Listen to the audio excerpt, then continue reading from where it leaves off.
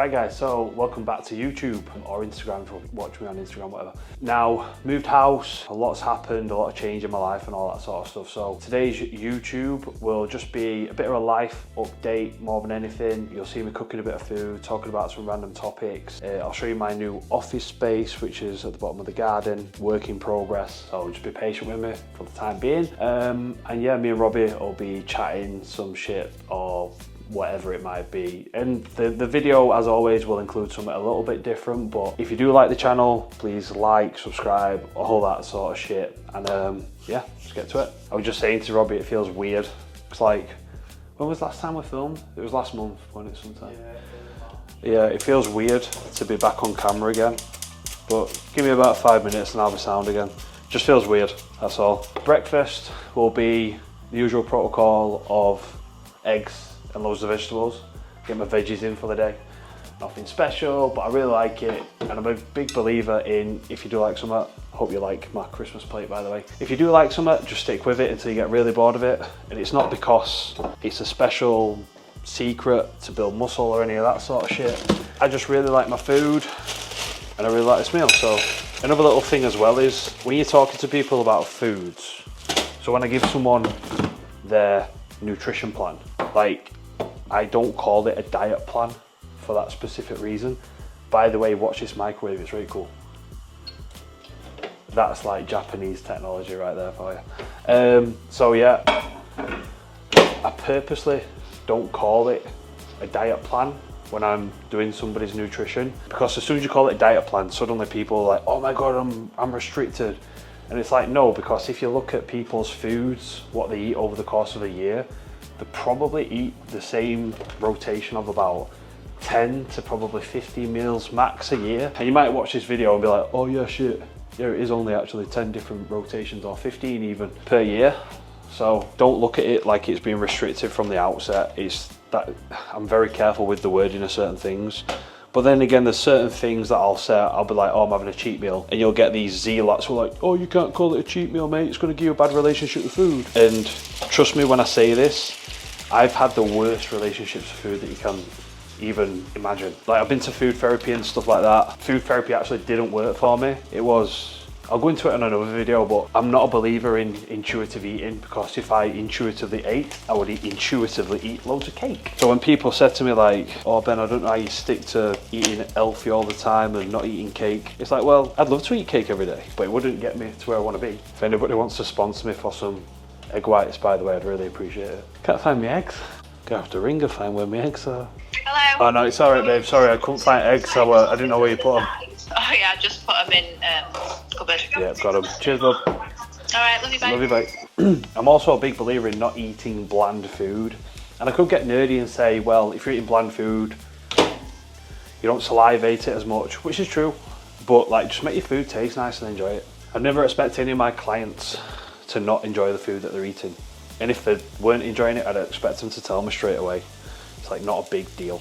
So I'm a little bit weird with this meal one. You might have seen it before, but I make my little egg white omelette. And then what I do after that, I make my actual eggs on the side, because I just love eggs on themselves. So that's what I'll do.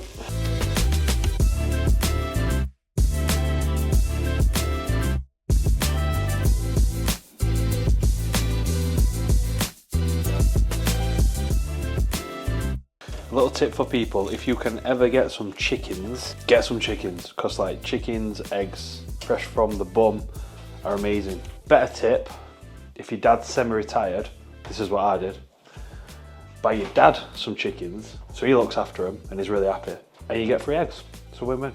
The pup that I got from my mum and dad, Fudge, he goes in the chicken's coop with them. Yeah, he just like, sees what they're doing sort of thing. It's like mad. Cause like, he's a rate spaniel, really good spaniel. And like the other day he caught a rat in the back garden. I was like, well, it quite surprised me that he'll go in with chickens, not harm them. But if there's a rat about, he'll kick fuck out of it, so to speak.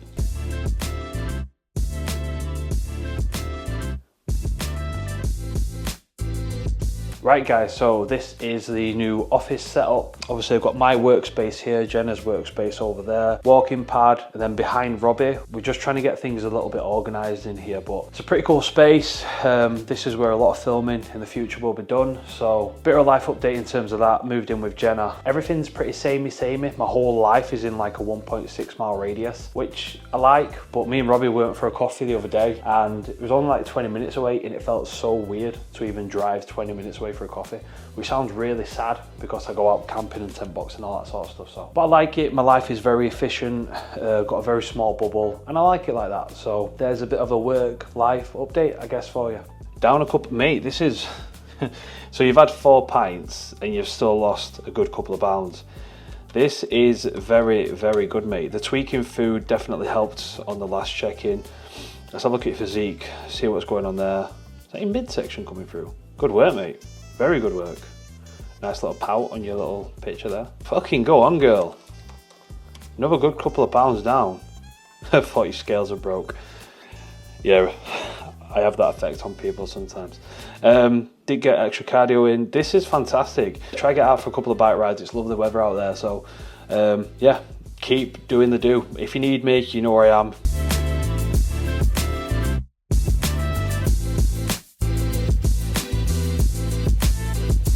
So if you ever get a chance to get Gasmart 10 products, these are very, very good. So I use pre-workout obviously, and I put the pump during my workout, and they are very, very good products.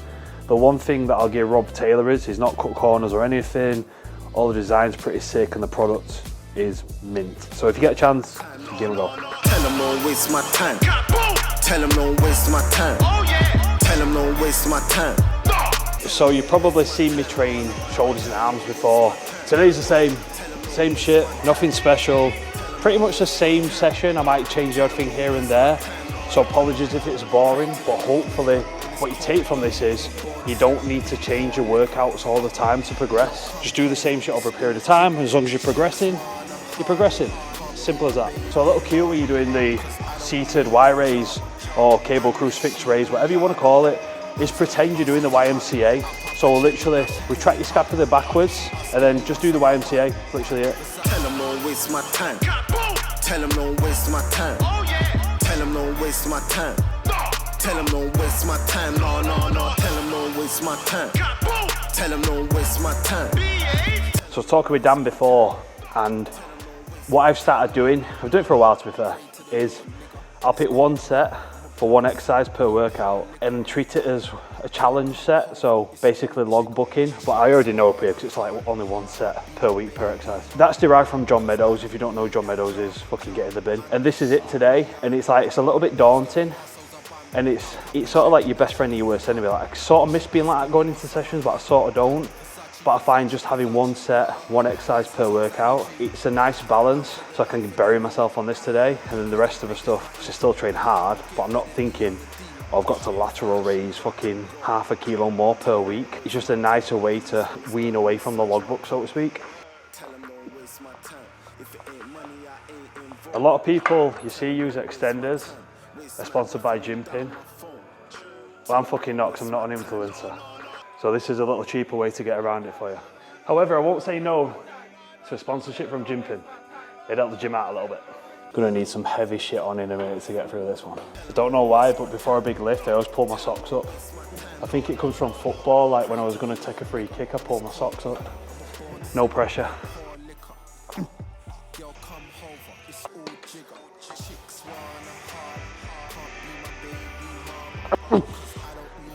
All good. Yeah, I'm alright. Alright. Yep. All good.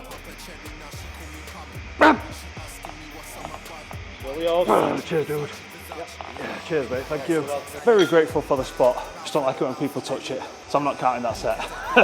Forget about it. I was having a conversation with a client this morning actually, and we're on about like rest periods between sets, and he spends quite a while in the gym, even though he's not on much volume. It's just because his rest times between sets, because he trains really fucking hard.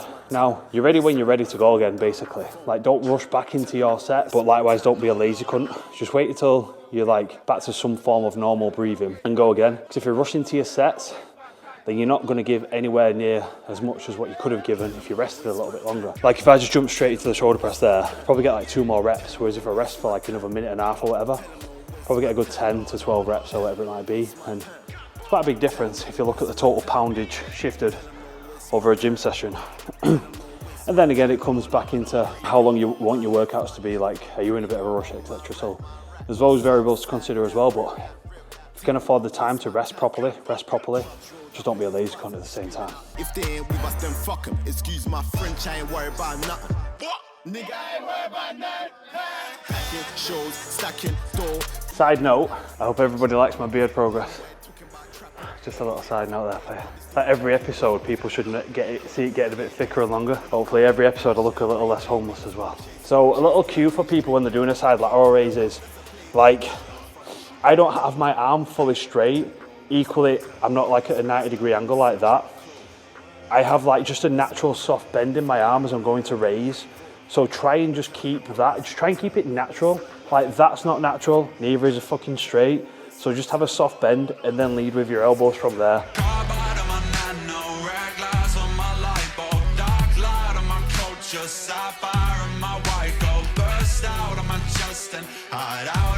So I've just fetched out these Team Shepherd jerseys for the summer.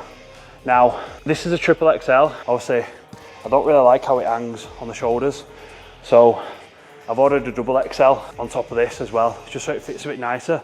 But the material's really nice, breathable, all that sort of shit. I don't need to try and sell it to you because I don't really care, but I'm just happy to be producing pretty cool products with my name on. By the way, if I get any YouTube comments saying I'm fat, I'm very aware I'm peak off season, being lean for later on in the year. If I catch myself in the mirror at the right time, I've still got some lines in my triceps. I swear I'm not lying. And before anybody says that I'm doing half reps on this bicep curl, fuck you and fuck you, Ali. I don't connect with it if I sit down. So I initiate and then drive.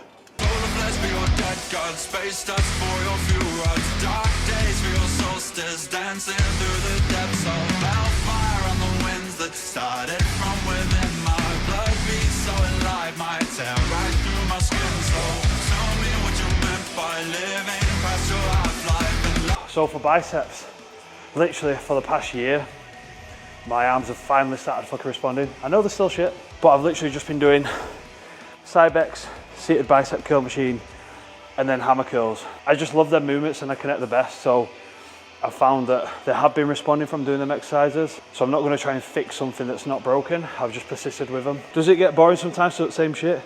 Yeah, but if it works, then keep fucking doing it. So another little tip for you is have the pinkies like touching the back of the dumbbell. You'll get a lot better connection with a hammer curl instead of having your hand all the way to your front. Like I just find I get a much better connection and it makes it harder. Pinky at the back of the dumbbell. Wait for some nerd to prove me wrong there, but it's just what I feel.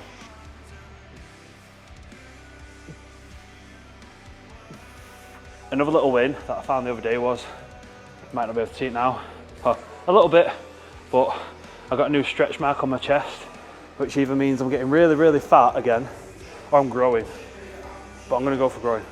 A little tip for people getting into a side lateral machine is literally just pretend you're doing it like you would with the dumbbells, what I've just done. So get into it, nudge your ass back about an inch or two from the rear of the seat, and then I have my arms straight again, just with a soft bend, and then literally just raise up like I typically would.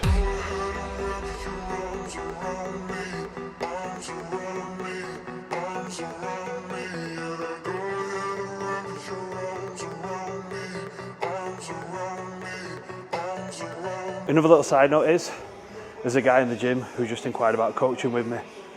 He works shift patterns. Reading between the lines, I'm assuming that's what's put him off before about having a coach. Plenty of my clients have night shift, continental shift. If you're on shift work, you know what that means. Day shift, the obvious one. But like, I have plenty of clients on shift patterns. You can still make it work. It's just moving shit around.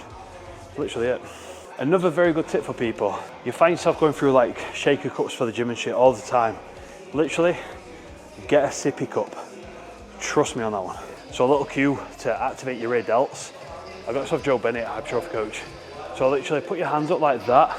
Then all you want to focus on is pushing your elbows behind you, and you'll feel your rear delts switch on. just a little cue for you. That's exactly what a reverse pec deck should feel like. So that's what I chase when I'm doing this exercise, that sort of feeling.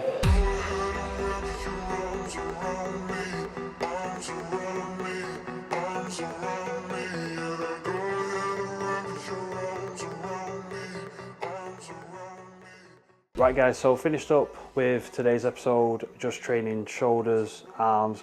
Was going to do a bit of chest, but I'm training upper tomorrow, realised, back end of the session. So rest of the day, just got some live shit to do. I'm not going to show that on video now. Yeah, hope you enjoyed it. And if anybody's got any ideas what you'd like to see on the channel, please let me know.